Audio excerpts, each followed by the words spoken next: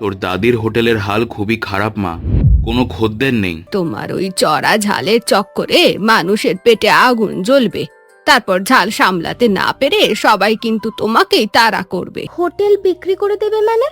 ওটা তো দাদুর হাতে গড়া প্রতিষ্ঠান। বিশেষ কিছু গোপন সুগন্ধি মশলায় রান্না করা হাঁসের মাংস। বাক্সের ভেতরে আরেকটা গোপন খোপ। আমাদের অন্নপূর্ণার হারানো ভাগ্য খুঁজছি। আরে তোরা শুনবি যদি, আয় তাড়াতাড়ি, দরজা খুলে দাঁড়িয়ে আছে।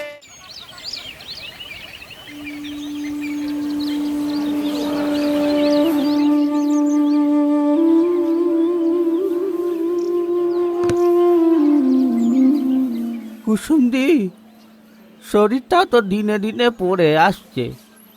আর কতদিন এভাবে একা একা টানবেন বলুন তো?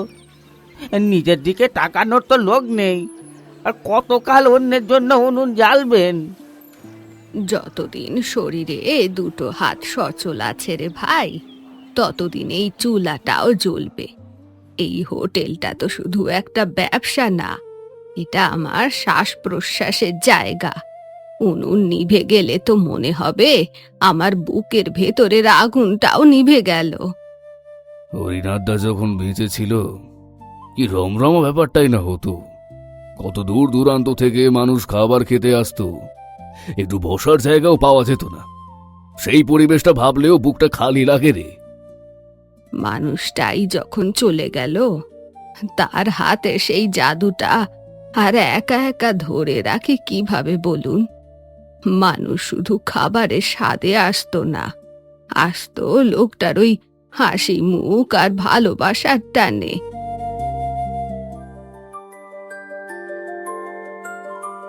আরে কুসুম, হাঁড়িটা একটু মশলা লাগবে। হ্যাঁ, ঝালটা একটু জমিয়ে না দিলে কি আজকের মাংসটা জমে?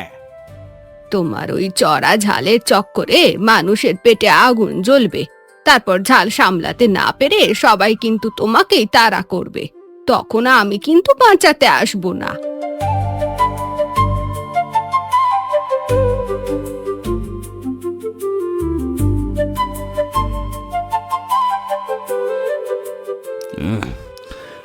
আহা হরিনাথদা, সত্যি বলো তো, এই মাংসের রান্নায় এমন কি জাদু দাও? এমন স্বাদ তো ধামরাই বা ঢাকার বড় বড় রেস্তোরাঁতেও পাই না। আরে ভাই, গোপন কথা যদি এভাবে হাটে হাড়ি ভেঙে বলে দিই, তবে অন্নপূর্ণা হোটেলের আসল জাদুটা গোপন থাকবে কি করে? ওটা সঠিক নিয়ম আসলেই জানা যাবে।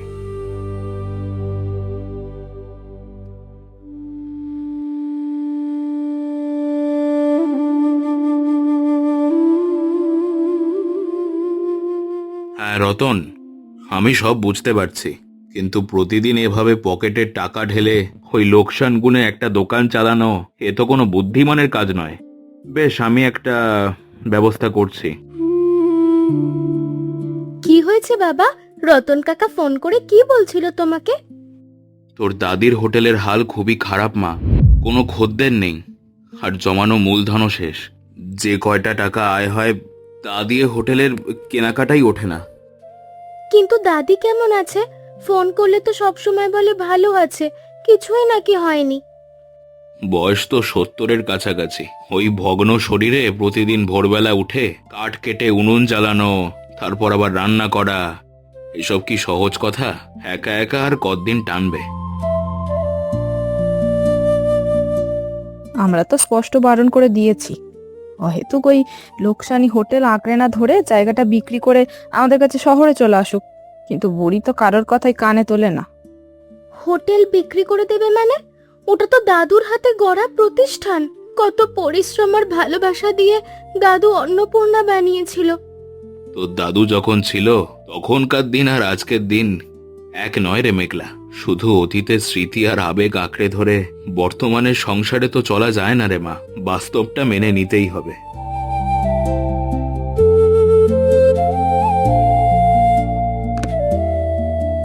তোমরা যাই বলো না কেন, আমি কাল সকালেই গ্রামের বাড়িতে যাচ্ছি।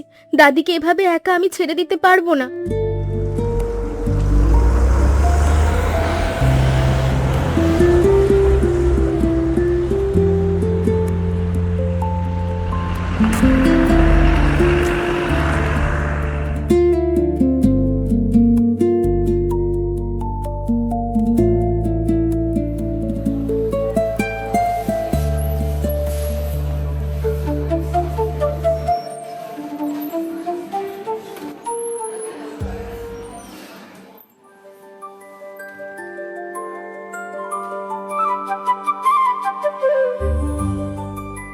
আরে, আমার অন্নপূর্ণা হোটেলের আসল ছোট মালকিন এসে গেছে। এসো এসো, তোমার গদি খালি পড়ে আছে। দাদু, তুমি তো খালি মুখেই বলো আমি মালকিন, তা আমি যদি আসল মালিকই হই তবে তোমার এই ক্যাশ বাক্সের চাবিটা কই? আমাকে দাও। আগে একটু বড় হও, পড়াশোনা শেষ করে নিজের পায়ে দাঁড়াও, তারপর শুধু ওই ক্যাশ বাক্সের চাবি কেন, পুরো অন্নপূর্ণার দায়িত্বটাই তো তোমাকে নিতে হবে রে বোন।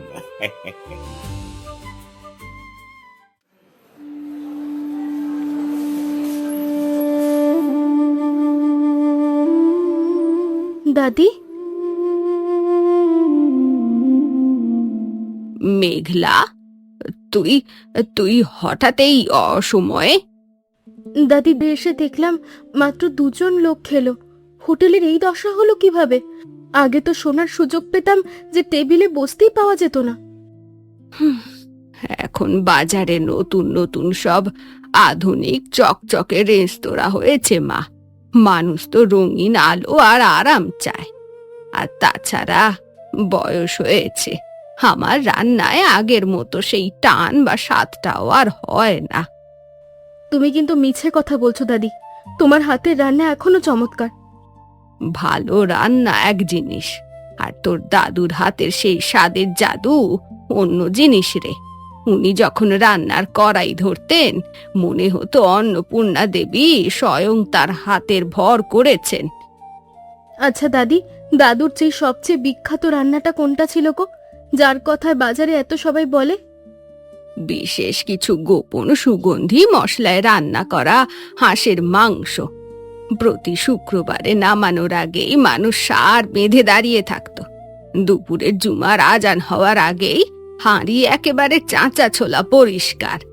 তুমি সেই বিশেষ মশলার রেসিপিটা জানো না দাদি? না রে মেঘলা, রান্নার একেবারে শেষ মুহূর্তে উনি নিজেই আড়ালে গিয়ে সেই গোপন মশলাটা তৈরি করতেন আর কড়াইতে ছিটিয়ে দিতেন। কাউকে কোনোদিন বিন্দু মাত্র জানতে দেননি। দাদি, দাদু চলে গেলেও তার স্মৃতি তো এখানেই আছে। আমরা 2জন মিলে দাদুর সেই গোপন রেসিপিটা খুঁজে বের করবই।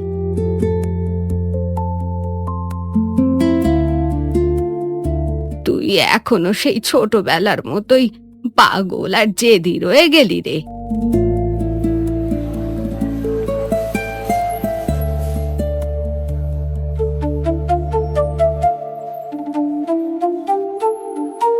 দাদু বলেছিল না, একদিন আমি বড় হলেই বাক্সটা আমার হবে। নিশ্চয়ই এর ভেতরে কিছু আছে।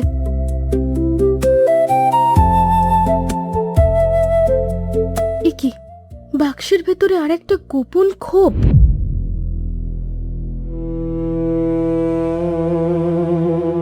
যদি কোনোদিন অন্নপূর্ণার সেই পুরনো স্বাদ হারিয়ে যায় আর আমার হোটেল বিপদে পড়ে, তবে সেই হারানো ঐতিহ্যকে ফিরিয়ে আনার পথ আমি নিজেই রেখে গেলাম। যে এই কাগজটি খুঁজে পেয়েছে তার জন্য রইল 7টি সূত্র, 7টি স্মৃতি। যদি ধৈর্য ধরে প্রতিটি সূত্র পেরিয়ে শেষ পর্যন্ত যেতে পারো, তবে আমার জীবনের সবচেয়ে গোপন রেসিপি তুমি অর্জন করতে পারবে। 7টি সূত্র? তার মানে দাদু সবকিছু আগে থেকেই পরিকল্পনা করে রেখে গিয়েছিল। প্রথম সূত্র, যেখানে প্রতিদিন আগুনের লেশি জ্বলত, কিন্তু সেই আগুনে শুধু খাবার নয়, আমাদের ভালোবাসা আর স্বপ্নও রান্না হতো। আমাদের পুরনো রান্নাঘরের মাটির চুলা।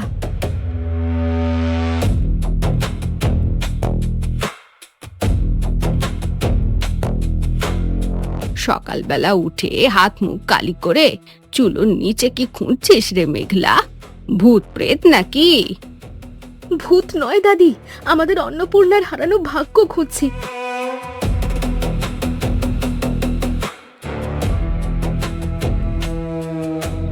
দাদি দেখো, ভেতরে একটা পুরনো 1 টাকার কয়েন।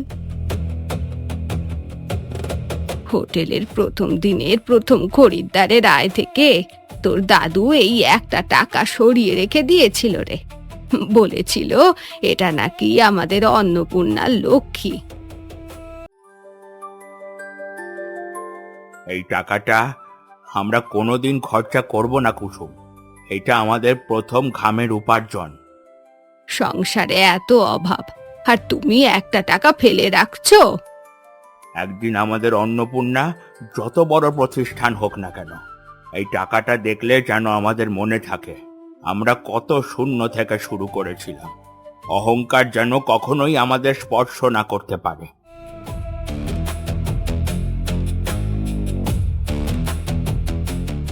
ধান যেখানে চাল হয় আর চাল যেখানে মানুষের ক্ষুধা মেটানোর প্রদীপ হয়ে জ্বলে, সেখানে খুঁজে দেখো।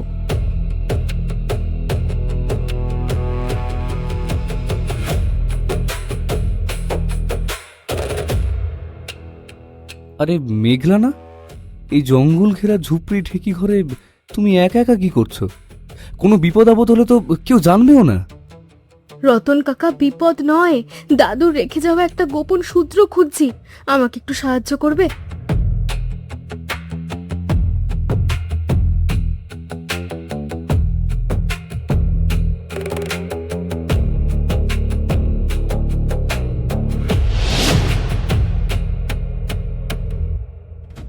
ভালো চাল রান্নার স্বাদ বাড়াতে পারে ঠিকই, কিন্তু সাধারণ মানুষের ভেতরের ক্ষুধাটা যদি রাঁধুনি বুঝতে না পারে, তবে সে আর যাই হোক সত্যিকারের রাঁধুনি কখনো হতে পারে না। এবার সেই পুরনো বাক্সটি খোঁজো, যার সুবাসে একসময় আমাদের পুরো রান্নাঘর আর মন জেগে উঠত। দাদির সেই কাঠের মশলার বাক্স।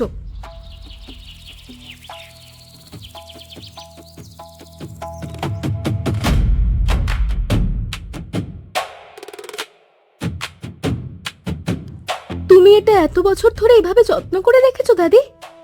তো দাদুর হাতের ছোঁয়া লেগে থাকা কোনো জিনিস আমি ফেলে দিতে পারিনি রে মা। মনে হতো এসব ফেলে দিলে ওনার আত্মাকে অপমান করা হবে।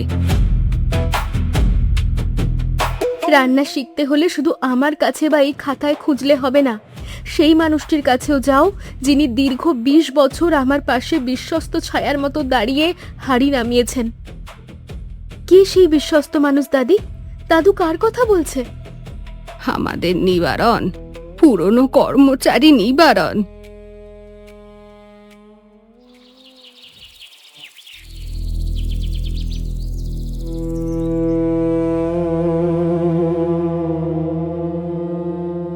কাকে চান মা? কার খুঁজে এলে এই ভাঙা ঘরে? কাকা, আমি অন্নপূর্ণা হোটেলের হরিনাথের নাতনি মেঘলা। হরিদার নাতনি? ও মা রে, তুমি কত বড় হয়ে গেছো! এসো এসো, ভিতরে এসো। হরিদা আমাকে কোনোদিন মাইনে করা কর্মচারী বা অচেনা লোক মনে করেনি রে মা।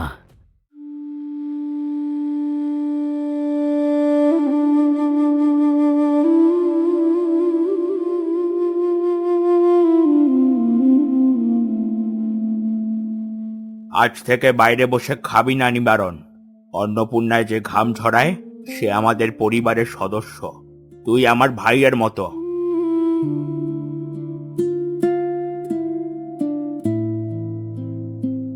হরিদা মারা যাওয়ার কয়েকদিন আগে আমার হাতে এই চাবিটা তুলে দিয়ে বলেছিল, নিবারণ, সঠিক মানুষটি যখন অন্নপূর্ণাকে বাঁচাতে আসবে তার হাতে এটি তুলে দিবি। নে মা, তোর দাদুর গচ্ছিত আমানত তোকে দিলাম।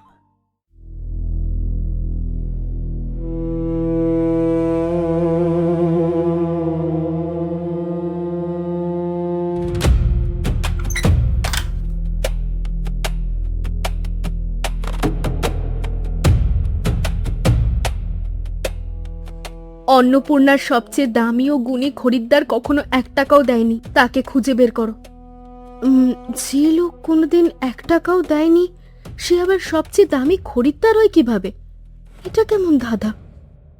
সোজা মাঠে চলে যাও মা, আমাদের গণেশ ভাইয়ের কাছে গিয়ে দাঁড়াও, সব উত্তর পেয়ে যাবে।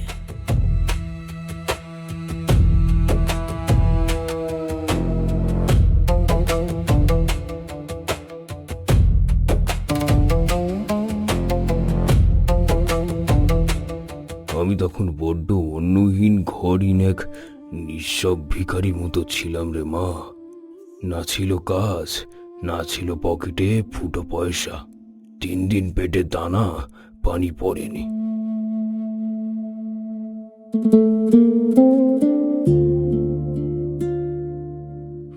আরে, বাইরে এমন কাচু মাচু হয়ে দাঁড়িয়ে আছো কেন ভাই?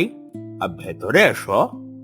আমার পকেটে তো খাবার কেনার মতো একটা টাকাও নেই হরিনাথদা। আরে টাকা নেই তো কি হয়েছে? পেটের প্রচন্ড ক্ষুধা কি কোনো টাকার হিসাব বোঝে? বসো বসো, তুমি এখানে বসো, আজ পেট পুড়ে খাবে।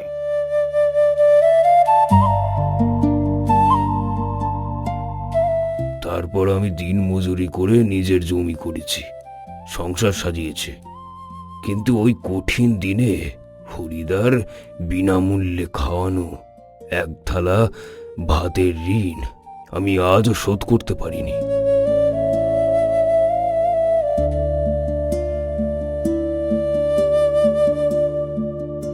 হরিদা বলেছিল একদিন তার রক্ত বা পরিবারের কেউ এলে এটি যেন তাকে দিয়ে দিই। যে ছবিতে আমরা দুজন পাশাপাশি দাঁড়িয়ে আছি, সেই ছবির পেছনে লুকিয়ে আছে পরবর্তী গন্তব্য।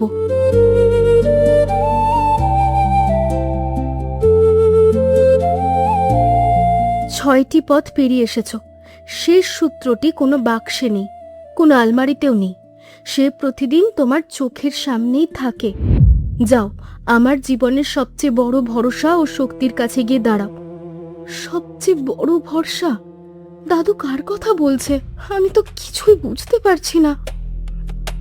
দাদি, দাদি তো দাদুর জীবনের সবচেয়ে বড় ভরসা ছিল। মেঘলা, অনেক ছেলে মানুষই আর নাটক হয়েছে। এবার ব্যাগটা গুছিয়ে চুপচাপ আমাদের সাথে শহরে চল।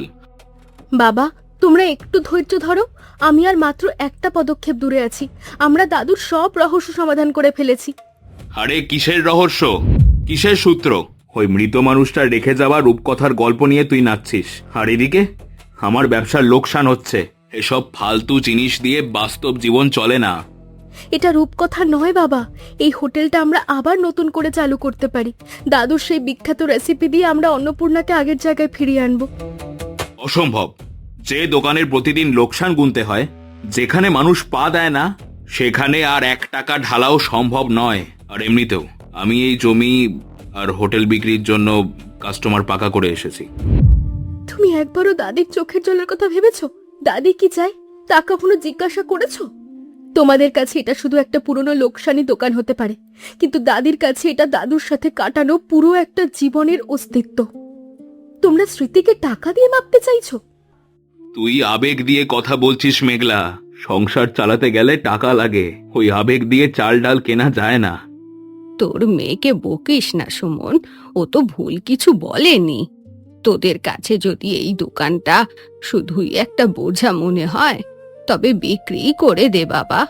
আমার জন্য তোদের সংসারে আর পিতা পুত্রীর মধ্যে অশান্তি হোক, তা আমি মরে গেলেও চাই না।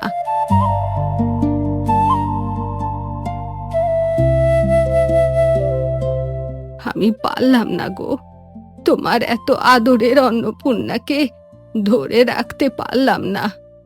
তুমি তো শেষ নিঃশ্বাস ত্যাগের সময়ও বলেছিলে এই ঘরের উনুন যেন কোনো দিন না নেবে। কিন্তু আমি যে বড্ড একা হয়ে গেছি, আমার আর ধরে রাখার শক্তি নেই।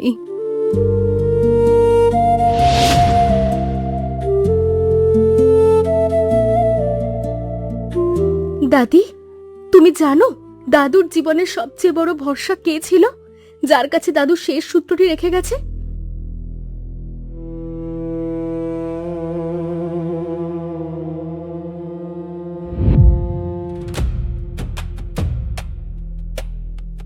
মরার আগের রাতে তোর দাদু এটি আমার বালিশের পাশে রেখে বলেছিল, কুসুম, সময় হলে যখন সব পথ বন্ধ মনে হবে, তখন তুমি নিজেই বুঝবে এটা কখন খুলতে হবে।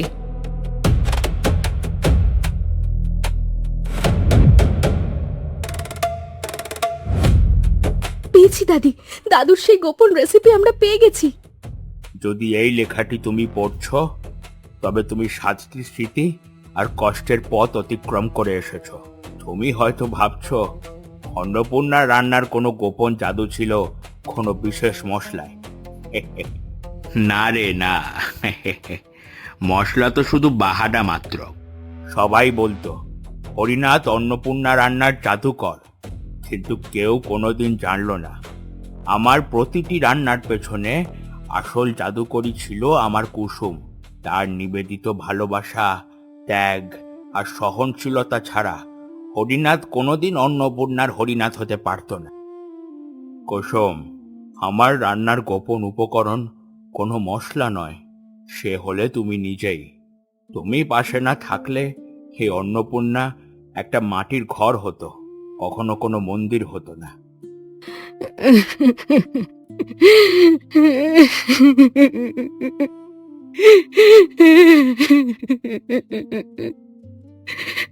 লোকটা বেঁচে থাকতে কোনোদিন মুখে এসব একটা কথাও বলেনি রে মেঘলা। মুখে বলেনি বলেই তো খাতার প্রতিটি অক্ষরে নিজের ভালোবাসা খোদাই করে রেখে গেছে দাদি।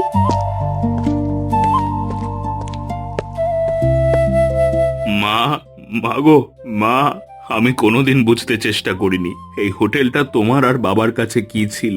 বাবা চলে যাবার পর আমি শুধু লাভ লোকসানেরই হিসাব করেছি, কিন্তু একবারও ভাবিনি এখানে তোমাদের দুটো মানুষের পুরো জীবন আর রক্ত ঘাম এসব জড়িয়ে আছে।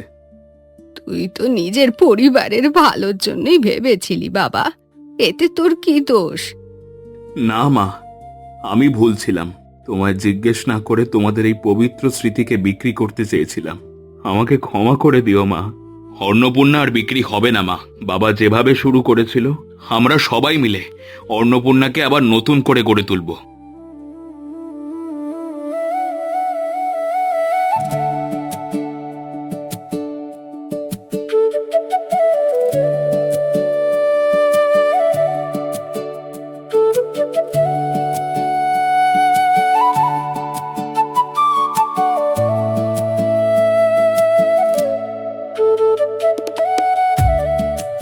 হরিদার অন্নপূর্ণা আবার নতুন প্রাণ পাবে, আর আমি ঘরে বসে আঙুল চষবো।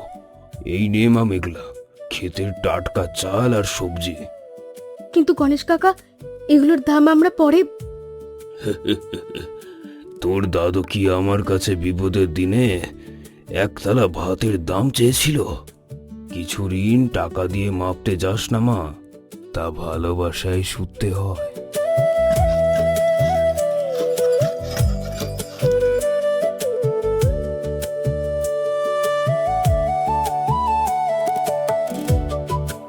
দাদি, দাদুর খাতায় লেখা আছে মাংস অর্ধেকের বেশি সিদ্ধ হলে তবেই এই বিশেষ মশলাটা দিতে হবে। আমি দিয়ে দিই? না রে পাগলি, এখন দিলে তরকারির আসল সুবাস আর থাকবে না। ঝোল আর একটু ফুটুক, আগুনের তাপটা একটু কমুক, তারপর। কিন্তু দাদুর খাতার নিয়মে তো অন্য কথা লেখা। সব কিছু কি আর খাতার অক্ষরে লেখা যায় রে মেঘলা? রান্নার আসল পরিমাপ থাকে মানুষের অনুভবে আর ভালোবাসায়। দাদি, এখন আমি 100% নিশ্চিত দাদুর রান্নার সিক্রেট ইনগ্রেডিয়েন্ট সত্যি তুমিই ছিলে।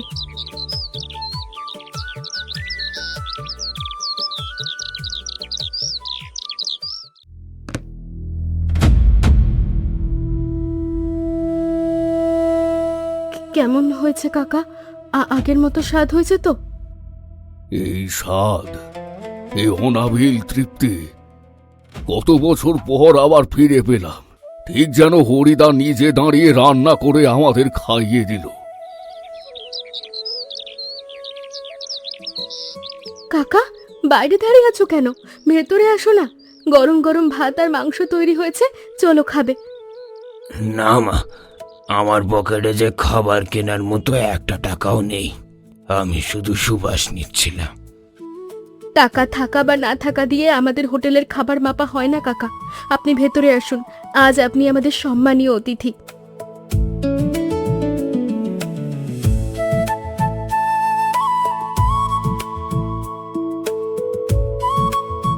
বাবা, এই হোটেলে এত মানুষ খেতে আসে কেন বলো তো? এখানে কি খুব বেশি জাদুকরি খাবার পাওয়া যায়? কারণ এখানে শুধু ভালো খাবারই পাওয়া যায় না রে সোনা। এখানে ভালো মানুষের ভালোবাসা আর আসল তৃপ্তিও পাওয়া যায়।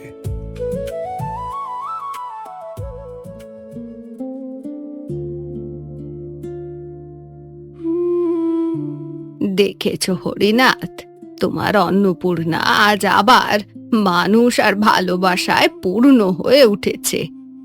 আমি মূর্খের মতো ভেবেছিলাম তুমি চলে যাওয়ার সাথে সাথেই বুঝি সব শেষ হয়ে গেল, কিন্তু তুমি তো আসলে কিছুই নিয়ে যাওনি। আমাদের বাঁচিয়ে রাখার সব আলো এখানেই রেখে গিয়েছিলে।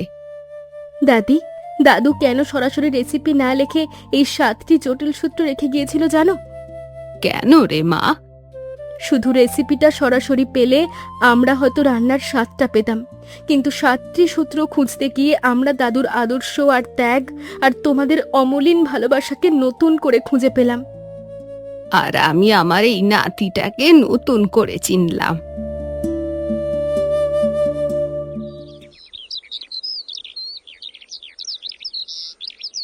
আমি দাদুর গোপন রেসিপি আর হারানো ঐতিহ্য খুঁজতে গ্রামে গিয়েছিলাম, কিন্তু এই রহস্যের শেষে এসে বুঝলাম কোনো পরিবারের আসল সম্পদ জমি জমা টাকা কিংবা ব্যবসা নয়। আসল সম্পদ হলো মানুষের ভালোবাসা, নীতি আর ত্যাগ, যাদের হাত ধরে একটা পরিবার দাঁড়িয়ে থাকে।